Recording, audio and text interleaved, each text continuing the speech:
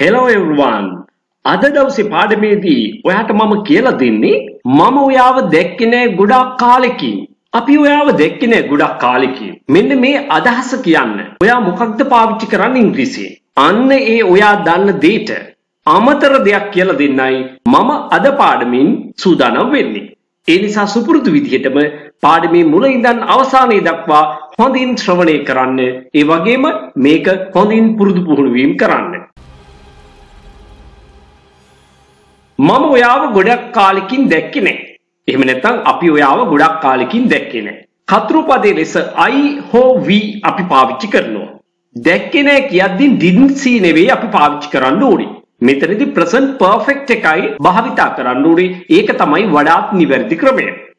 I haven't seen you. මම ඔයාව දැක්කේ නැහැ. We haven't seen you. අපි ඔයාව දැක්කේ නැහැ. For a long time. That means for ages.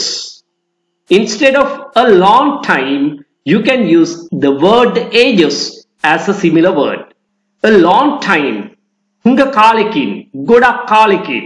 මේ අදහස ගෙන දීම සඳහා ඉංග්‍රීසි භාෂාවේ අපි ages කියන වචනේ පාවිච්චි කරනවා. අන්න ඒ නිසා ඉංග්‍රීසි භාෂාව කතා කිරීමේදී බහුලව යෙදෙන මේ ක්‍රමයක් ඔයා දැනගන්න ඕනේ.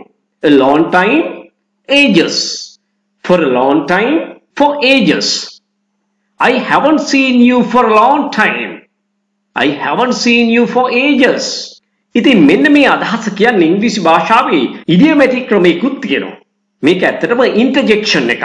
විස්මයාර්ථ පදයක් සේ තමයි භාවිතා කරන්නේ. හිතන්න හුඟ කාලෙකින් ඔයාගේ යහළුවෙක් මුණ ගැහෙනවා. අන්න ඒ මොහොතේදී එකපාරම ඔයා මෙහෙම කියනවා.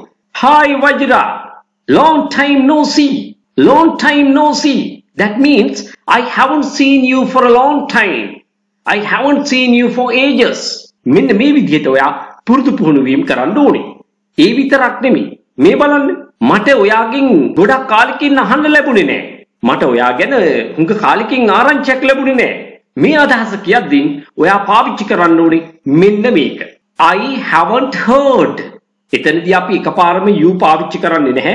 අපිට from කියන preposition එක පාවිච්චි කරන්න සිද්ධ වෙනවා. I haven't heard from you. Here, heard.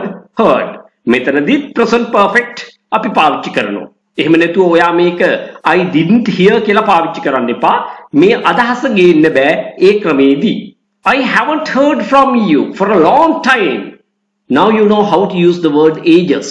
We haven't heard from you for ages. ඉතින් මෙන්න මේ කතාවම කියන්නේ ඉංග්‍රීසි භාෂාවේ නැවතත් ඉඩියමැටික් ක්‍රමයක් තියෙනවා. ඇත්තටම මේක නැවතත් පාවිච්චි කරන්නේ ඉන්ටර්ජෙක්ෂන් එකක් ලෙස. විස්මයාර්ථ පදයක් සේ. හුඟ කාලෙකින් මුණ ගැහෙන යාළුවෙක් දැකලා මෙන්න මෙහෙම කියනවා.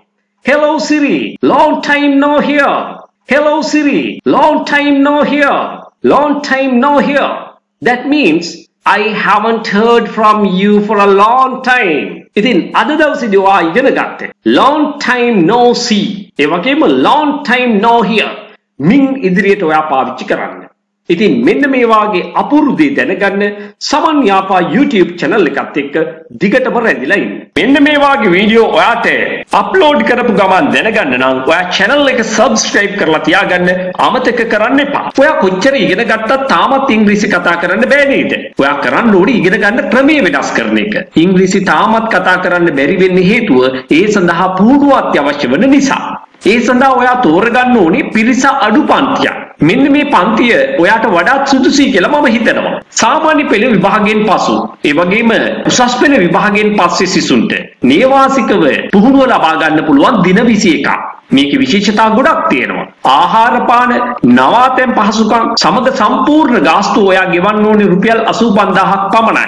ඒ විතරක් නෙවෙයි පාඨමාලාව සාර්ථකව නිම කරන අයට ඒ අයගේ දක්ෂතා අගයමින් සහතික පත්‍රයක්ද නොමිලේම පිරිනැමෙනවා. වෙනත් කිසිදු මුදලක් අය කරන්නේ නැහැ. දැනටමත් විදේශගතව හෝ විදේශගත වීමට බලාපොරොත්තු වෙන සිටින අයට, වැඩිහිටියන්ට, විවිධ වෘත්තිකයන්ට ඒගොල්ලන්ටත් නේවාසික පුහුණු පාඨමාලාව සඳහා සම්බන්ධ වෙන්න පුළුවන්. ආහාර පාන නවාතැන් පහසුකම් මේ සියල්ල සඳහාම ගෙවිය යුත්තේ රුපියල් 85000ක් පමණයි. පාඨමාලාව සාර්ථකව නිම කරන අයට සාධික පත්‍රයක්ද පිරිනැමෙනවා. මේ නේවාසික පුහුණු පාඨමාලා සඳහාද බඳව ගන්නේ උපරිම වශයෙන් එක කණ්ඩායමකට 10 දෙනෙක් පමණයි. ඒ වගේම වැඩිහිටියන්ට ඔන්ලයින් ක්ලාසස් පැවැත්වෙනවා. එක කණ්ඩායමකට උපරිම වශයෙන් බඳව ගන්නේ 8 දෙනෙක් පමණයි. ගාස්තුව මාසිකව රුපියල් 3000යි. ගෲප් ක්ලාස් එකකට සම්බන්ධ වෙන්න බැරි අයට තනි පුජ්‍යල පන්තියක් ඉන්ඩිවිජුවල් ක්ලාස් එකක් ඇරේන්ජ් කරගන්න පුළුවන්.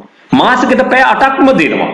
රුපියල් 10000ක් පමණයි අය කරන්නේ. ඔයාට කැමති වේගයෙන් ඔයාට කැමති විදිහට ඉගෙන ගැනීමේ අවස්ථාව ලැබෙනවා. ඉතාලම අඩු මුදලකට ඔයාට උගන්වන්නත් පුළුවන්. එහෙමනම් එක පන්තියක අවම වශයෙන් 100 දෙනෙක්වත් දාගන්න ඕනේ.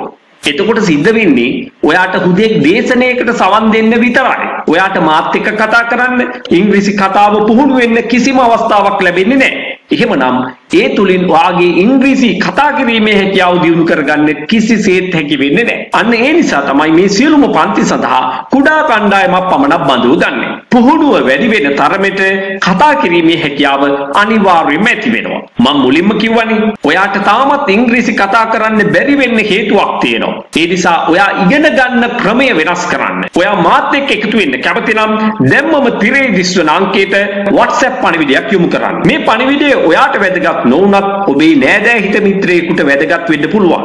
ඊගොල්ලන්ගේ දුවල පුතාලට වැදගත් වෙන්න පුළුවන්. ඒ නිසා මේ පණිවිඩය හැකිතාක් දුරට ෂෙයා කරන්න. Thank you everyone.